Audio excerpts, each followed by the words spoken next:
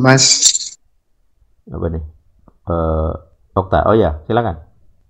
ya Mas, mengenai yang apa dosa Adam itu ya, mengenai konsekuensi dari untuk bekerja itu ya Mas ya.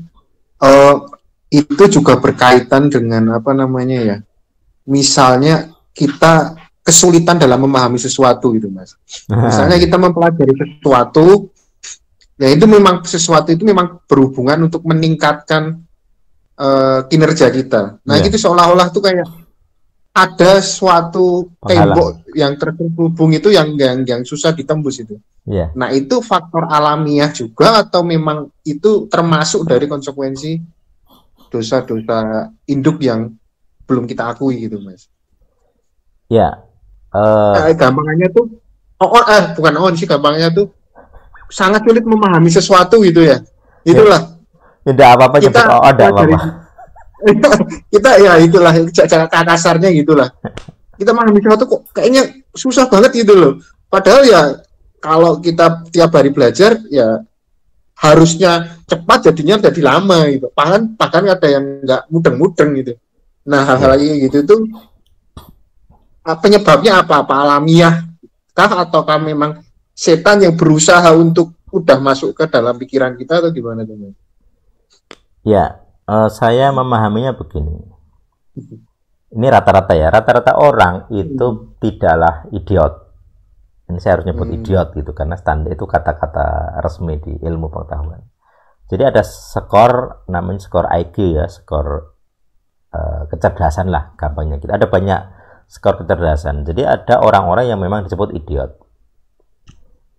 Kalau para guru yang saya dengar dulu itu namanya bilung, bina lingkungan.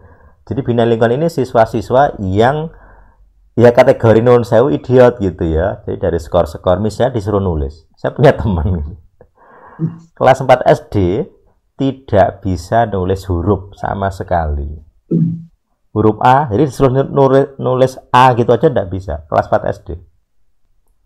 Jadi kalau disuruh nulisnya kayak ini, kayak gergaji gitu aja, nyambung gitu ya, kayak bukit-bukit gitu.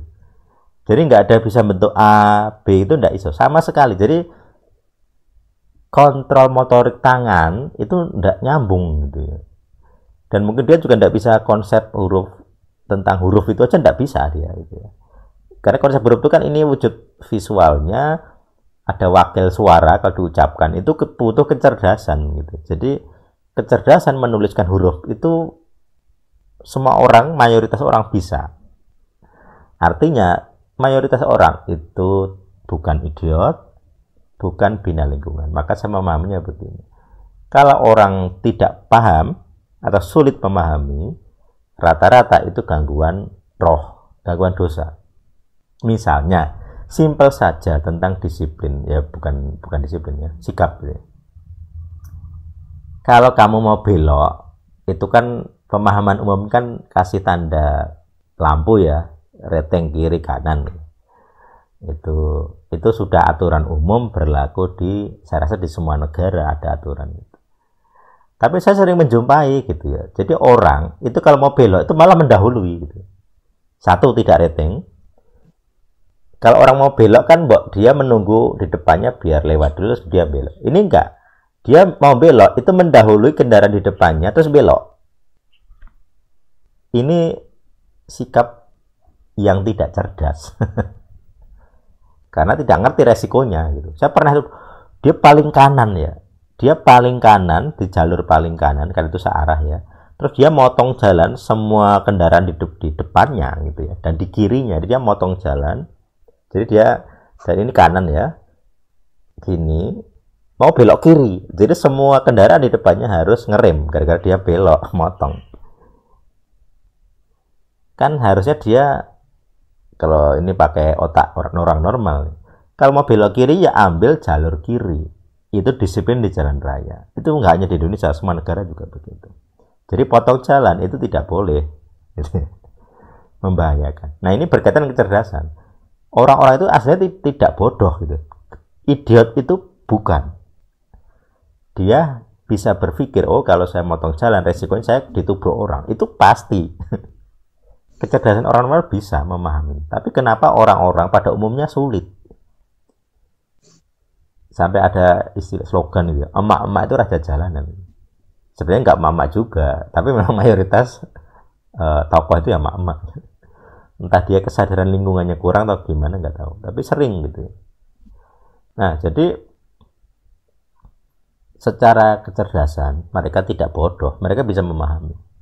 Tapi kenapa tidak jalan otaknya gitu ya? Karena ada gangguan dosa. Itu tidak alami. Alaminya orang itu cerdas, alami ya. Kecuali orang-orang tadi yang di bawah skor, itu memang alaminya tidak bisa. Jadi otaknya memang tidak bisa. Tetapi untuk 99% orang yang tidak kategori bina lingkungan, kategori idiot itu, kalau nggak salah itu kalau di skor IQ gitu ya, tes IQ, kalau nggak salah itu sekitar 40-50 nilainya. Mayoritas orang itu di atas 80, di atas 90. Gitu ya. Jadi orang yang rata-rata, siswa yang rata-rata kecerdasan itu di atas 100, 110 itu rata-rata. Pinter 120, 130, 150 gitu ya katanya. Saya jadi dulu pakai tes IQ itu tidak tinggi, saya rata-rata aja. Di bawah 100 pernah, 9 berapa gitu. Tapi saya lulus SMA, lulus masuk kuliah dengan lancar. Bisa memahami bahasa dengan baik gitu ya. Jadi skor IQ itu tidak harus tinggi untuk sebuah kesadaran, untuk sebuah kecerdasan. Saya tahu kalau resikonya potong jalan tadi berbahaya sekali, maka saya nggak berani potong jalan begitu gitu ya. Karena saya juga pernah mengalami bagaimana rasanya kecelakaan gitu. Itu contoh. Jadi artinya yang alami orang itu cerdas. Itu pemahaman saya. Makanya kalau di El-Sadik ini, kalau orang tidak memahami doktrin, saya tidak bilang kamu bodoh alami ya, bodoh alami maksudnya ya, karena bodoh alami tidak mungkin bisa pakai HP. Bisa buka Facebook, ikut Facebooknya El-Sadik, buka YouTube gitu ya, bisa diskusi pakai WA, itu bukan orang bodoh.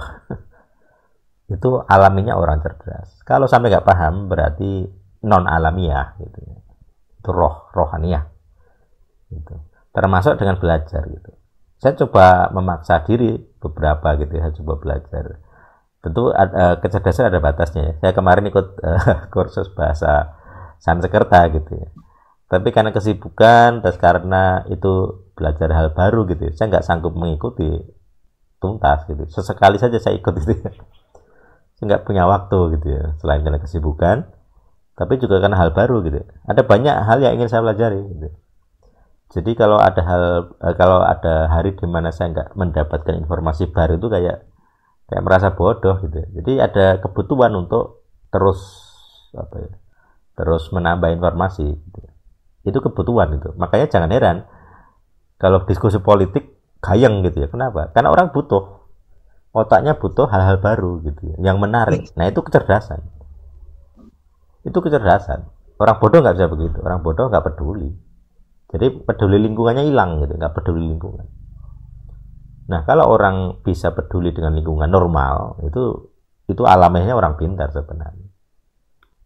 Karena begini, karena banyak siswa yang bodoh secara IQ di sekolah jelek nilainya, tapi begitu kerja bagus, gajinya lebih tinggi daripada orang-orang pintar di sekolah. Jadi makanya saya tidak menggunakan standar IQ secara mutlak gitu, karena orang-orang yang dianggap bodoh oleh kalangan pendidik, oleh gurunya atau oleh standar pendidikan, tapi ketika bekerja duitnya lebih banyak, sukses gitu ya, masuk politik jadi ahli politik, jadi jadi pejabat-pejabat malahan gitu. Jadi mereka lebih sukses di dunia nyata walaupun secara pendidikan skornya dianggap kurang cerdas gitu ya.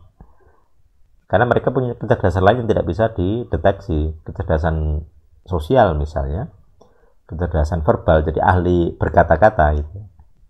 Jadi para pejabat yang ahli berkata-kata bisa meyakinkan rakyat untuk memilih dia, itu keahlian berkata, itu kecerdasan.